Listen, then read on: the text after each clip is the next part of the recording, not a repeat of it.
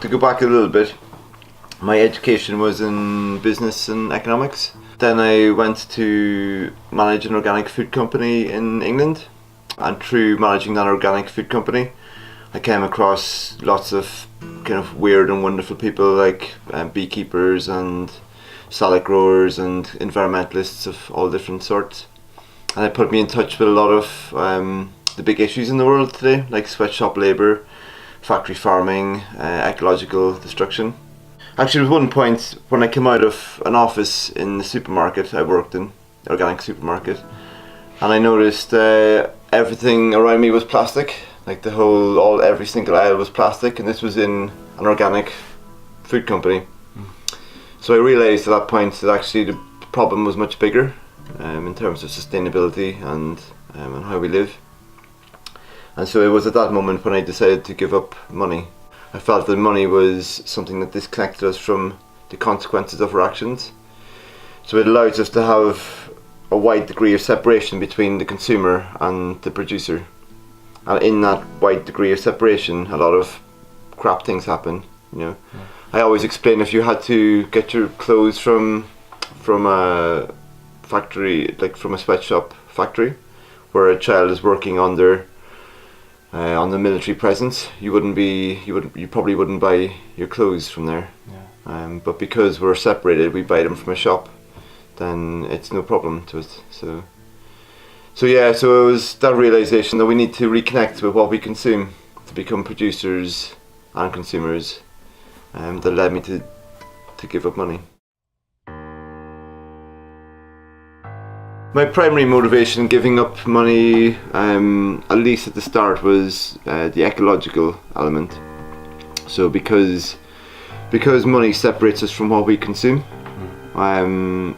then we end up doing a lot of ecological harm. You know, we don't know the damage that the things that we eat, the things that we wear, the things that we consume in terms of fuel and products we buy, we're detached from their consequences.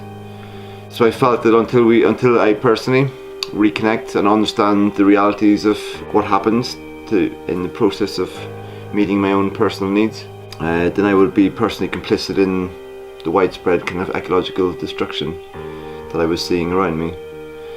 So that was the initial motivation. I guess now I also see many other benefits in terms of like the social element. You know, when you give up money, there's a much greater social connection to people.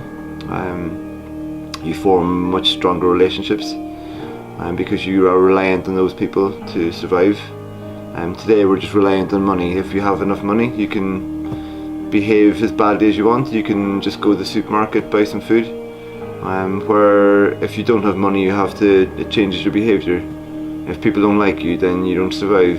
So, and then there's also personal consequences. You know, I felt when I give up money, I felt very alive, because you're with the elements. You're outside. You're living in the moment.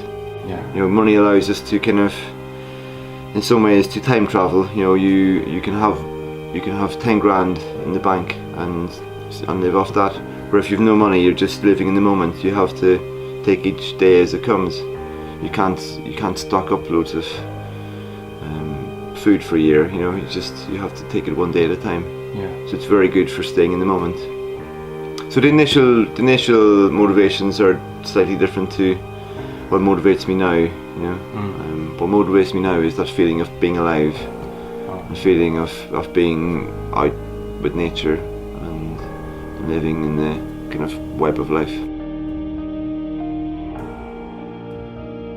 One day I just decided to stop. I just decided in 3 months' time I'm no longer going to use money. It was funny, when that happened, a lot of magic started happening. The next day I walked out from my house and was walking down a cycle path in Bristol, and this woman stopped me and said she was working on this kind of organic farm and education place in just about 10 miles from Bristol, and she said if I would be up for coming and volunteering there, and I of course said yes. And then after I said, well, would it be okay also to live out there, because I was going to give up money, and she said of course. And then the next day again I put out an advert on free cycles for like a caravan or something, a tent even, to live in, and somebody offered me a caravan to live in. So within 2 days I had a place to live and a caravan to live in. And then for about 3 months then I just kind of started to put in place the kind of what I needed to spend 1 year without money. It ended up being 3 years, but the original plan was 1 year. So I started to grow my own food, started to get like little things like a solar panel and so on. So I spent maybe 3 months working up to it, because it's quite difficult to go from normal life, living in a city, doing all the normal city stuff, to just next day living completely without money. So there is a little transition period from one to the next. I guess in terms of practicalities, I found the practicalities quite easy. You know, all of the practicalities can be learned. You know, you can very easily learn how to grow food. You know, the very basics of life are simple.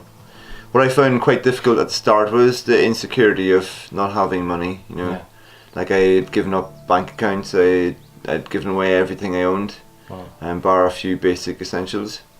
So there was nothing to fall back on if things went bad. You know, I had no way out.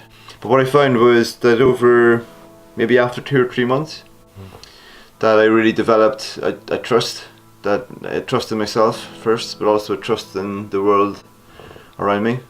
Because you go into a different flow of life. You start realizing that actually it is okay. You're not going to die by the evening. You're not going to starve to death. And as you build up some skills, like in terms of wild food foraging and food growing and where to get water and all these different things, then you develop confidence also. You know that you can meet your own needs. It's a bit of both. Like, I think the problem with money is that once you have it, especially in a kind of a globalized money, then over time you very quickly become disconnected from what you consume. You could argue that it's how we use money. It's very easy to make that argument. I would argue that actually just the money in the first place causes the disconnect, which then causes all the other problems.